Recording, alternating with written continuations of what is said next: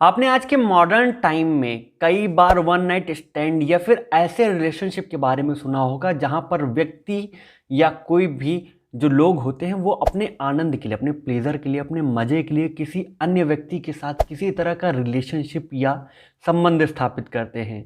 क्या आपको पता है कि मुस्लिम लॉ के अंतर्गत भी एक ऐसा सिस्टम, एक ऐसा प्रावधान दिया गया है जहां पर मात्र अपने आनंद की वजह से एक टेम्परेरी मैरिज करके, एक टेम्परेरी रिलेशनशिप स्टैब्लिश करके उनको वैध किया जाता है, उनको लीगलाइज किया गया है।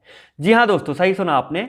मुस्लिम लॉ के अंतर्गत, इस पर्सनल लॉ के अंतर्गत ऐसी मैरिजेस को मुता मैरिज कहते हैं या मुता निकाह कहते हैं। और आज के इस वीडियो में हम इसी मुता निकाह के बारे में, इसकी मीनिंग, इसकी डेफिनेशन क्या है, इसके एसेंशियल्स क्या हैं, इसके प्रोविज़न क्या हैं और इसका टर्मिनेशन कैसे होता है, और इसके अलावा इससे जुड़े जितने भी संभावित तथ्य हैं उन सभी के बारे में बहुत ही बेहतर तरीके से सरल शब्दों में बात करने वाले हैं।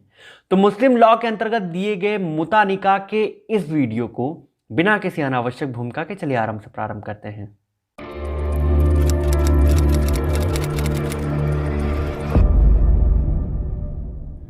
विकिपीडिया के अनुसार मुता शब्द जो है उसका मतलब होता है मजा, आनंद या फिर प्लीजर। और यही जब मुता शब्द निकाह के साथ सम्मिलित होता है, निकाह के साथ आता है, तो इसका मतलब वो निकाह होते हैं, that type of temporary marriages या टेम्परेरी निकाह होते हैं जो कि किसी व्यक्ति, जो कोई व्यक्ति होता है वो अपने आनंद के लिए, अपने प्लेजर के लिए, अपनी खुशी के लिए, अपने मजे के लिए ही करता है।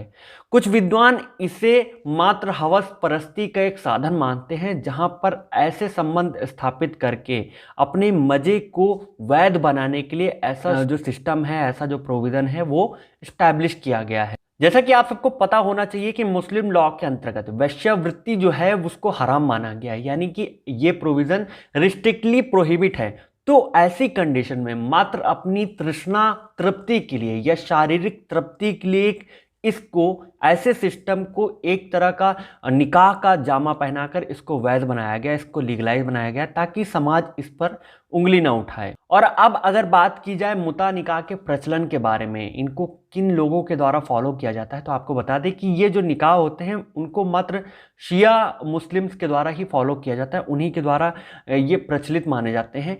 सुन्नियों में ऐसा सिस्टम नहीं है। सुन्नी में इससे हटके एक दूसरा सिस्टम है जिसके बारे में हम अपना अगला वीडियो बनाने वाले हैं।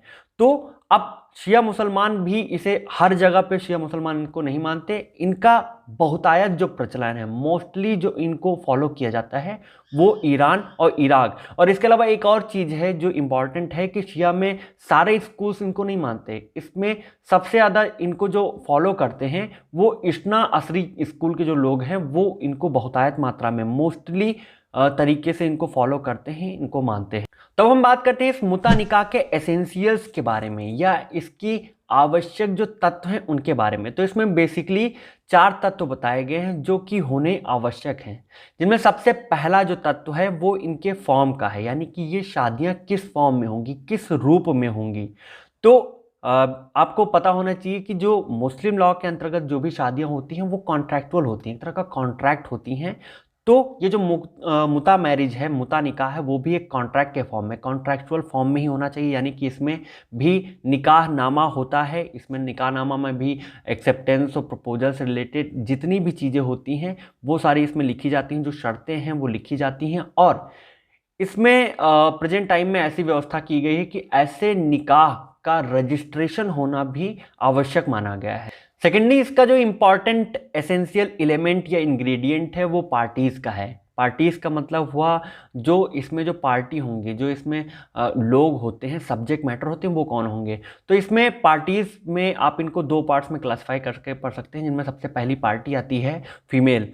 तो फीमेल के बारे में कुछ चीज़ें बताई गई हैं, जैसे कि जो फीमेल होगी, जो मुता मैरिज कर रही होगी, उसको पता होना चाहिए कि हाँ ये जो निकाह हो रहा है वो मुता निकाह है, इसमें उनका जो कंसेंट है वो फ्री होना चाहिए, वो जो लड़की है वो पवित्र होनी चाहिए, पवित्र होने के अलावा वो नाबालिग नहीं होनी चाहिए। और इसी के साथ साथ इसमें कुछ चीज़ें और भी हैं, जैसे कि वो शादीशुदा भी ना हो, मतलब लड़की को अविवाहित होना चाहिए। और इसमें सेकेंड लास्ट चीज जो है वो ये है कि इसमें जो लड़की जिससे शादी की जा रही है वो किसी भी तरह के व्यभिचार या वेश्यावृत्ति में ना पड़ी हो। और सबसे लास्ट चीज ये है कि वो जो लड़की है वो मोहम्मदन भी हो सकती है, ज्यूस भी हो सकती है, क्रिश्चियन भी हो सकती है, या किसी भी तरह की लड़की जो अहले किताब है, इन तरह की लड़कियों से मुता निकाह किए जा सकते हैं। देन हम आते हैं मेल पार्टीज की तरफ। तो मेल के बारे में कोई भी चीज भाई बताई ही नहीं गई। मेल कैसा भी हो, पुरुष कैसा भी हो, वो काला हो, गोरा हो, नाटा हो, छोटा हो, बड़ा हो,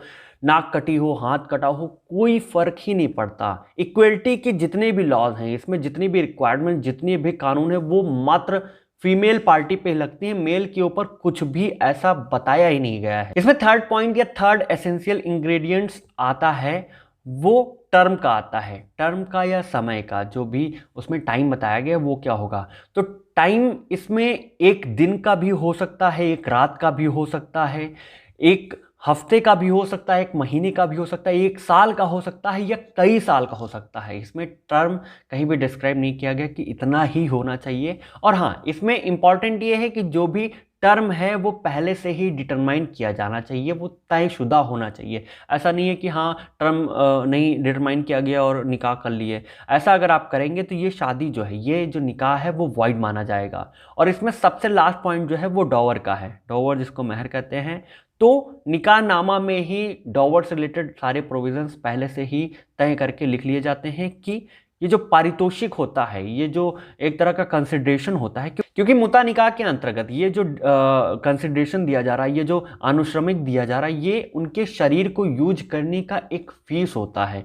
तो ये पहले से ही निकाहनामे में वो जो कॉन्ट्रैक्ट होता है उसमें लिख दिया जाता है कि पूर्व में ही दिया जाएगा, या मध्य में दिया जाएगा, या फिर सबसे बाद में दिया जाएगा। इसके अलावा इसमें कुछ चीज़ें और भी बताई गई हैं, जैसे कि इसमें अगर नंबर्स की बात की जाए तो नंबर को मुस्लिम लॉ में कहीं भी लिखा नहीं गया कि एक जो पार्टी है वो इतने ही मुता निकाह कर सकता है, वो कितने चाहे कितने भी नंबर्स ऑफ मुता निकाह कर सकता है, इसमें कहीं भी लिखा नहीं गया है। दूसरा पॉइंट इसमें इनहेरिटेंस का है। तो इनहेरिटेंस के बारे में भी मुस्लिम लॉ में कहीं बताया नहीं गया कि जो मुता निकाह के अंतर्गत जो पति और पत्नी होंगे उनका कोई भी म्यूचुअल इनहेरिटेंस नहीं होगा, लेकिन उनके बीच में अगर कोई बच्चा जन्म लेता है उनके मध्य में, तो उस बच्चे को इनहेरिटेंस का राइट दिया जाएगा।